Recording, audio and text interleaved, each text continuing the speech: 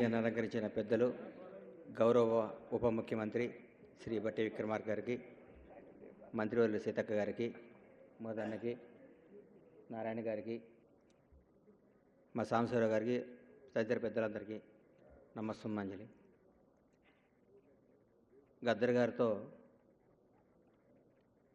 చూస్తూ పెరిగిన వాళ్ళు మేము. ఒక్కొక్క రోజు నాకు గద్దర్ గారు వస్తే గుండె ఆగిపోయేది. ఎందుకంటే గద్దర్ గారు ఉదయం 8ంటికి పవన్ కళ్యాణ్ గారి దగ్గరికి వచ్చేవారు.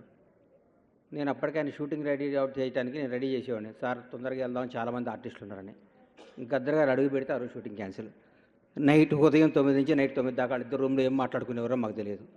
ఒకరోజు నేను అడిగాను, ఏం సార్ అంతసేపు మాట్లాడతారంటే, గద్దర్ గారు ఒక వ్యక్తి కాదు, ఒక పుస్తకం, ఒక వెలుగు, మనుషులు ఎట్లా బతకాలి, ఎట్లా ఉండాలి, ఎట్లా జీవించాలి, ఎవరు ఎలా ఉండాలని చెప్పే ఒక జ్ఞాని. ఆ జ్ఞానంతో గడపడం నాకు షూటింగ్ అంటే ఇది ఎక్కువ ఇష్టం కాబట్టి ఈయనతో గడుపుతాను అంటూ ఉండేవారు. నాకు చాలా ఆనందాన్ని ఇచ్చేది. అలాగే గద్దర్ గారిని ఈరోజు నాకు ప్రతిరోజు గద్దర్ గారు గుర్తొస్తున్నారు. నేను బట్టెని కలవడానికి వెళ్తే బట్టెన్ ఇంట్లో ఇందిరాగాంధీ గారు, అంబేద్కర్ గారు, రాహుల్ గాంధీ గారు ఫోటోలతో పాటు గద్దర్ అన్న, బట్టి గారు ఇట్లా శ్రీరామచంద్రుడు, హనుమంతుడు చిన్నప్పుడు ఫోటోలు ఇట్లా వాటేసుకున్నట్టు చూస్తుంటే, ఆ ఆప్యాయత చూస్తుంటే నాకు ఫస్ట్ టైం ఆ ఫోటో చూడంగానే కళ్ళు చెమర్చాయి. నిజంగా ఒక బంధం ఇట్లుంటుందా, ఒక ప్రేమ ఇట్లుంటుందా, ఇదేంది ఒక తండ్రి కొడుకుల బంధమా, ఒక అన్నదమ్ముల బంధమా, ఏం బంధం ఇది? ఆ ఫోటోలో ఒక లైవ్నెస్ అంత అద్భుతంగా చూసుకున్నాను. ఈ ప్రతి ఒక్కళ్ళకి ఆయన మీద ఉన్న గౌరవాన్ని బట్టి గారు చూపిస్తుంటే నాకు కడుపు నిండిపోయింది. అలాగే గత 10 సంవత్సరాలు 2014 తెలుగు రాష్ట్రం విడిపోయినాక గత ప్రభుత్వం మా సినిమా రంగంని ఎప్పుడు ఎక్కడా పట్టించుకోలేదు.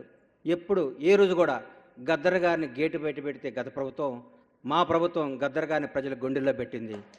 గద్దర్ గారిని గుండెల్లో పెట్టుకొని సినిమా కళామ తల్లికి శాశ్వతంగా గద్దర్ అన్న అవార్డు పేరును ప్రకటించడం, మా ప్రజాప్రభుత్వానికి, గౌరవ ముఖ్యమంత్రి రేవంత్ రెడ్డి గారికి, ఉప ముఖ్యమంత్రి బట్టి విక్రమార్క గారికి హృదయపూర్వకంగా సినిమా రంగం తరఫు నుంచి కృతజ్ఞతలు తెలియజేసుకుంటున్నాను.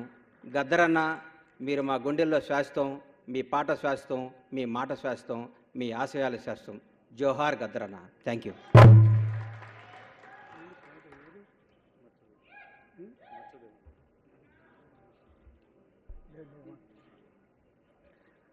ఇప్పుడు ఒక పాట మత్స్య దేవేందర్ గారు పాడతారు, తర్వాత మళ్ళీ మాట్లాడతారు.